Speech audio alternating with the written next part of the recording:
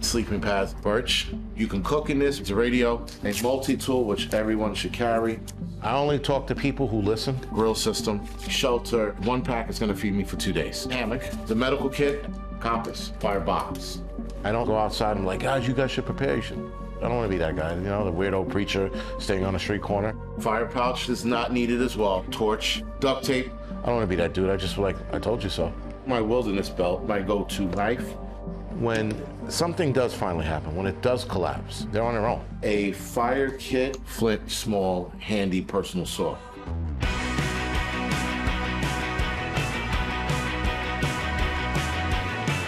Fell in love with a crooked world and everything that comes with it. I love when you fake it, won't you? I once believed, but I took it all and left myself with none of it. I love when you take it, won't you?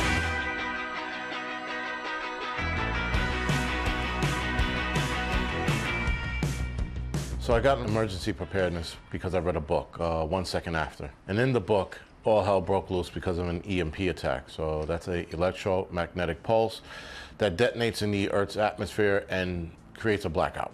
There was a part in the book where the hero, he realizes that he wished he would have gotten prepared more. And I'm like, well, I don't want that to be me, so I started preparing. I am a retired New York City fireman. I run a group here in New York City called the NYC Preppers Network. It's city preppers. The disruptive event that could be happening, guys, I don't think it's... Every time Putin opens his mouth, I get an influx of people joining. And then nothing happens for a while and people drop out. Anyway, guys, this is The Angry Prepper. Thank you for watching. The biggest misconception is that we're all crazy. Or rather, that we're all waiting for the apocalypse, right? And so clearly the apocalypse, the end of the world, whatever you want to call it, if that does happen, it doesn't matter how much prepping you do or how prepared you are for the situation, it's the end of the world. We're just ready for basic things like earthquakes, tornadoes, things of that nature, maybe financial collapse. Has any of these things happened? Yeah, earthquakes, tornadoes, hurricanes, bad winter storms.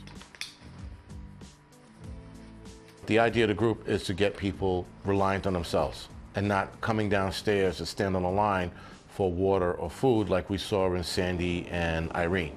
So you don't want to be that person, though everything was in order.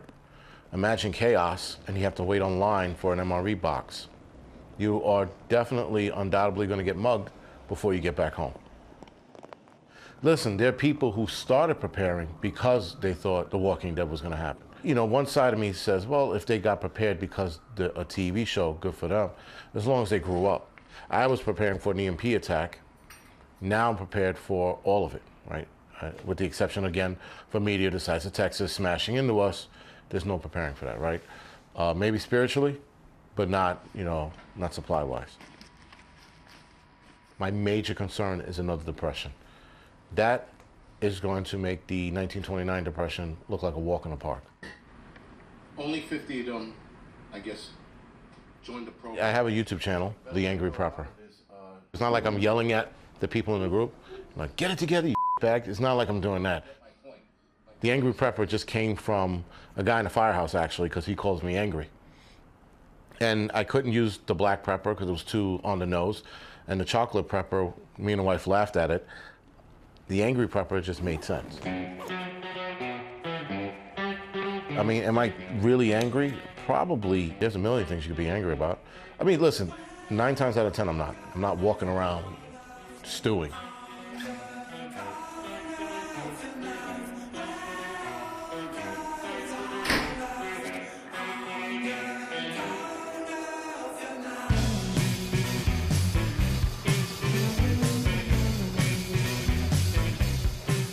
The downside to being a prepper is, especially people who have family who, you know, make fun of them, but in the back of their head, they're like, well, man, if this does fall apart, we know Jim has enough food to support us. Then you go over to Jim's place when it collapses, and Jim's like, kick rocks. You guys thought this was funny. No, it's not. And Jim's going to tell you, I only have enough food for 3 years for my family. Now, if Jim's a good guy, he's going to let them in, and he's going to adapt accordingly. If Jim's he's going to sit there and tell them, beat it. A lot of us will help, even though it's against our better interest.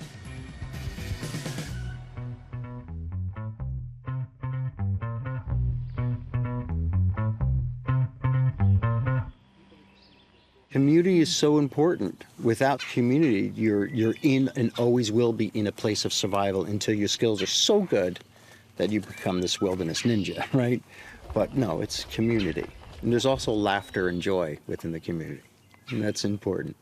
You know, we are the most underdeveloped species of animal on the planet. You know, we are filled with ego, and our intellect thinks that we are superior. We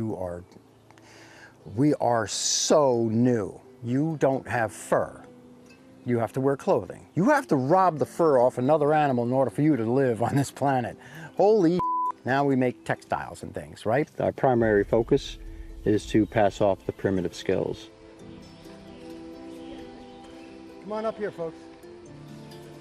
You know, there's the cardinal skills, which are the shelter, water, the multitude levels of fire making, the plant world of the edibles, medicinals, utilitarian, the hunting and the trapping parts of the tracking science, healing arts, and the presence and the awareness skills, and the cognitive development arts, the movement skills, those shadow skills, the higher forms of all of these things. That's what this place is. It's a home for those skills and a home for people that want to come and train and have a safe place to do it. Classic design is the 2 Y sticks, classic design, with the long ridgepole, twice the length of them. If this is the case, I've got the person in here, right? Things that I hear in the school from students of, why do they come here? Well, it's the current affairs, and the current affairs exist on the same things that we can always count on conflict. Religion, politics, finance, war, nonsense. So there's 2 worlds to this. There's the urban emergency preparedness, and then there's the wilderness survival.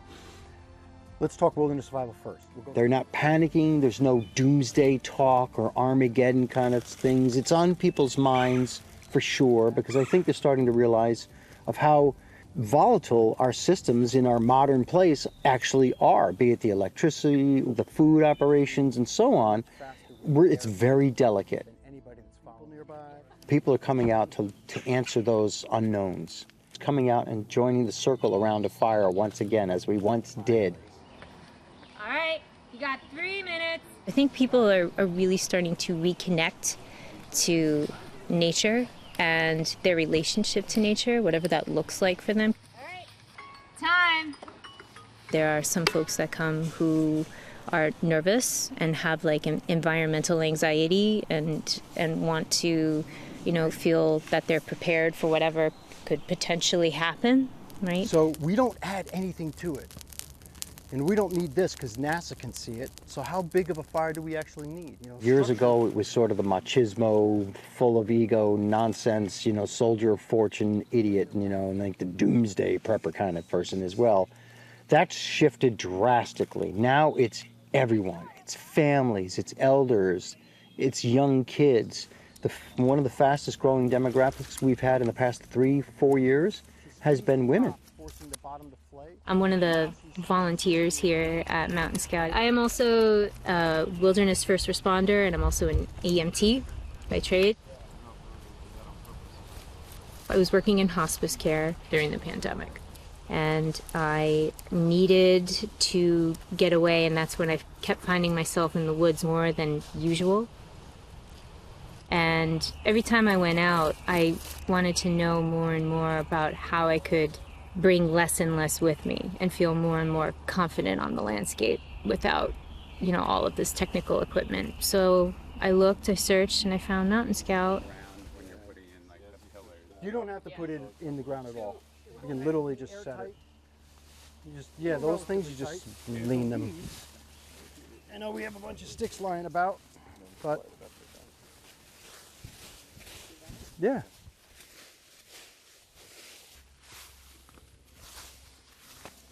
I think COVID really accelerated a lot of things because it really kind of laid bare a lot of the systemic issues. And if there was one time we were all going to come together and do something for the greater good, it felt like that would have kind of been it. and it really just kind of fractured us even more in a lot of ways. We have the imaginary idea of what the shelter's supposed to look like, but Oh my God, you need to build it 3 feet. this is not effective at all right now. We are so not even done. It would just come off. Oh yeah, the rain comes in, and you kidding me? The rain is just going to push this right down. Yeah. So we have to build this 3 to 4 feet for summertime. Summertime, okay? Now look in the door. Yeah. Looking through the door now, this was the question you were asking before. Can I make this for 2 people or a family? Yes. I don't really have faith in us to fix the systemic issues. I think there's hard times coming, and a lot of us well-to-do people in North America have kind of been shielded from a lot of it. So the debris on the outside is... We've known about so much of this stuff for decades and haven't done anything about it, and now it's going to take such drastic actions and we can't even get on board with the smallest little first steps, so that definitely worries me. But yeah, I mean, we only have a limited time on this earth anyway, and I try to zoom out and keep the proper perspective. And even if we created this ideal society, that would one day crumble, and nothing's gonna last forever. So I think it's important to keep things in perspective and try to make the best of it. It's producing the dust that we need.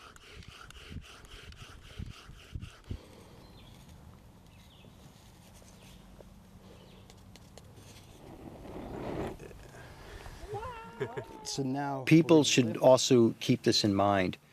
It's one thing to be prepared and to be concerned about all of these things, but please go enjoy yourself, have an apple, enjoy some ice cream, have a strawberry, look at the sunset, go skip a stone, live your life.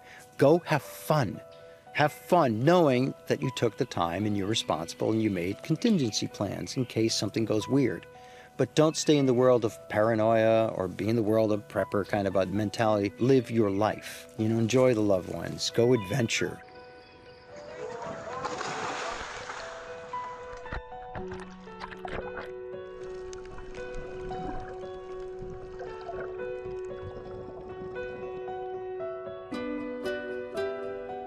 This is a dream for a lot of people to come and see the reef. They've saved a lifetime to come here, and they're showing them it, seeing how they appreciate it.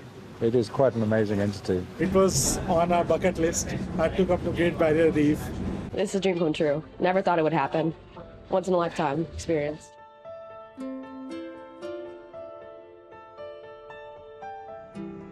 We got our first boat in '96, and we've been running operations ever since. With our little 16-metre sailing boat, we were actually diving 2-3 times a week together. And that was our passion, just to be under the water together and then showing people the amazing Great Barrier Reef. When we first arrived, there wasn't so much, I guess, talk about climate change and in those early days. It was already a poster child as well, but for the good, It was an amazing icon in the world, and it was a bucket list for everybody to visit. And then over the years, I guess, you had a little bit of media coming in. Are you okay? If you are okay, tell me. A lot of people come here thinking, oh, I better see it before it disappears. They also come with a misconception of what it should look like. I'm afraid Hollywood didn't do us any favors by showing us the best you could ever see. You will find that, but it's not everywhere. I wanted to do the coral reef, and also I want to see some whales and dolphins, maybe in the south. Let's see. But the coral reef was very important for me. Also because I know it's an ecosystem that is in danger, so I want to see it before it's gone. I hope it's not gone. I definitely think seeing stuff before it goes away while you can still see the majority of it is important. And taking steps to make sure that it doesn't disappear.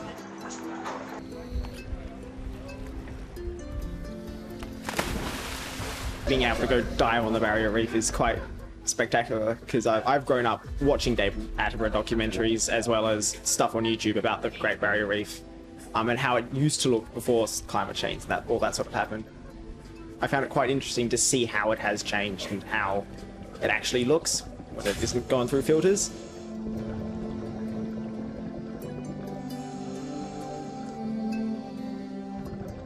We've had 4 mass coral bleaching events in the space of 7 years. This is much more frequent and severe than what has happened in the past. It's caused by climate change. which exacerbates heat waves and leads to stress on the corals. Great Barrier Reef being the poster child for climate change. I mean, the Doomsday, I think that's not just about the Barrier Reef. I think there seems to be this notion in the world at the moment about everything. If you connect somebody to the Great Barrier Reef, if you explain you don't throw a bit of plastic there because it looks like a jellyfish for the turtle to eat. You know, if you give that a meaning, then, you know, you are going to have people coming off and thinking, oh, I might, you know, not use plastic anymore. If you're just making everything so hopeless in this world, which everything seems so hopeless in this world, well, what has the poor young generation coming through got to live for? You know, nature is very strong, very resilient. We've just got to give it a little bit of help sometimes and stop putting rubbish everywhere. It's one of the 7 natural wonders of the world, and I can see why. It's huge and it's beautiful. This just reinforced the fact that it needs to be protected at all costs. People said, like, it's different now with the change in the ecosystem, so I'm glad I got to see it, if it is actually going away. Hopefully not. I'm also worried that we're too far, but let's not get into that.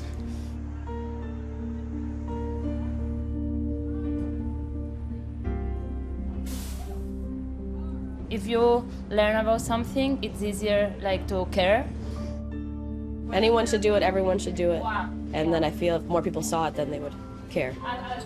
Be like, this is something we're protecting.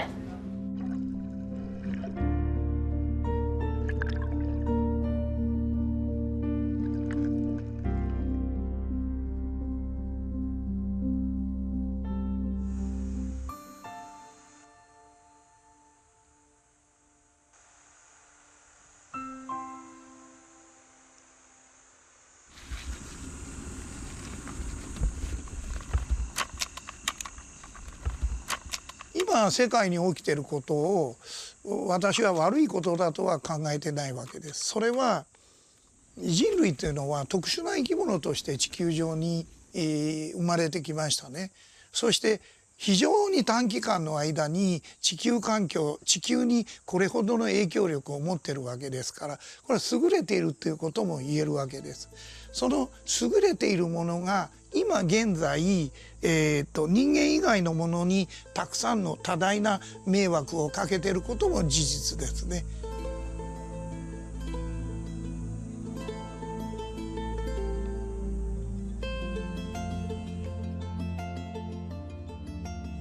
太陽のサイクルでいうと光のピークからね、私たちはずっと闇のピークに向かって進んできて、闇のピークに向かうということはどんどんその真実が見えなくなるということだから、その分離と戦いの時代をずっと私たち人類は歩んできました。で、今闇のピークを越えて光のピークに向かって歩み出した時に、光が増えてくるっていうことはその真実がまた見えてくるということだから、過去に自分たちが正しいと思ってやってきたことがいかに間違いだったか。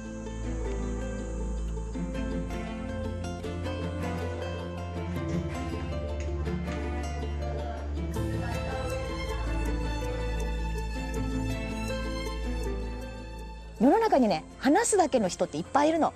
テレビのコメンテーターでもなんか大学の教授でも、こういうふうに生きることが大事ですよって、環境のためにはこうするといいですよって話する人いっぱいいるでしょ。でもじゃあ実際にそれやってるかっていうと、やってる人は本当に少ない。25歳から会社を立ち上げて、一応会社の経営者でした。で、そんな中で仕事の内容が建築の仕事でしたから、その仕事で生み出す産業廃棄物、それを発生させることにまず初めに疑問を持ったんです。人はもっと調和して、豊かに生きれるはずなのに、その物理的な豊かさを求めた結果、その求め方によって不調和が生まれてるっていうことに気づいて、あまり自分のやってる仕事に対して魅力を感じなくなったんです。30歳の頃にそんなことを考えるようになって、10年、後に、職業を会社を辞めてそれで2年間農業の勉強をした後、この富士山麓へ移住を決めたっていうことですね。でそこでは血縁を超えた家族として、暮らしがスタートしたんです。ですがメンバーはメンバーとして、ここで生涯を暮らすと宣言した人は90人ちょっとですね。でそれ以外に、ここに興味を持ったり、して、いろんな事情があってここに長期滞在している人がいてだいたい通常100人ぐらいのコミュニティになってます。ここではいろんな役割があって畑の人もいれば田んぼの人もいればキッチンさんで食事を作ってくれる人もいればみんなでそうやって自分の持ってる役割を果たして私も畑仕事をしているんですけれども家に帰ればご飯ができてるしお風呂は沸いてるしそうやってみんなで助け合ってやっていくことでもっとみんなで共に暮らしているありがたさみたいなのをすごく感じて生活しています。トマトとかもここで収穫したものをキッチンさんがパスタにしてくれたりとかさらにそのものが良くなって手が加えられてお店に行ったりとかカフェで出すことができたりこうやって変化させてさらにみんなで手をかけていくことによってお客様により安心で世界にこんな風に人間は暮らすことができるんだよっていうことを形に表して見せる。必ずできる。なぜならそれが人間にとって当たり前の生き方だから。今現在52歳です。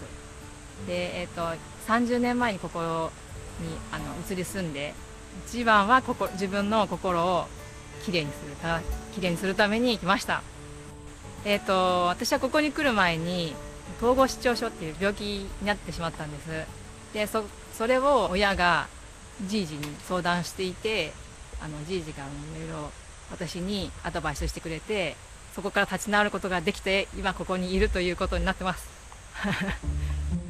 毎日こうやって富士山が見られるっていうのもすごくこれも豊かなことで富士山ってとても大事な山だからね、宇宙の英知が降りてくる山だというふうに言われてます。300年に1回は噴火する富士山はもうすでにいつ噴火してもおかしくない状態です。で同じようになぜそんなところへ行くのかということを何人かの人に聞かれましたけど私はだから行くんですよって言いました。で、それが何を意味するかは別のこととして今現在その兆候はありませんね。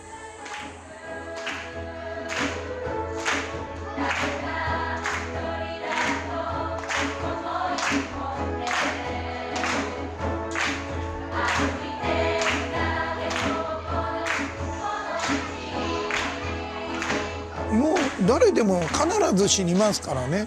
それは自分の思い通りに生きて死ぬわけじゃないんですよ。でそれは生きることも死ぬことも要はこの生まれてきたことすら自分の手の中にないっていうことだから。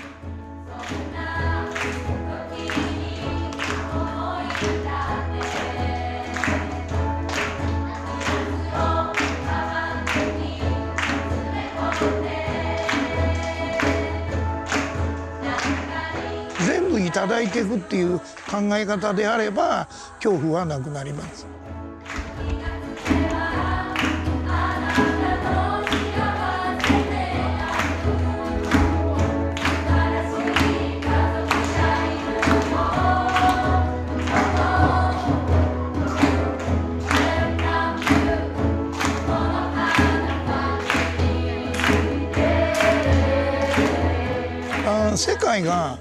世界がね終わるか終わらないかは行ってみなきゃわからないですね。それを結論出すことはちょっと思考の暴走ですね。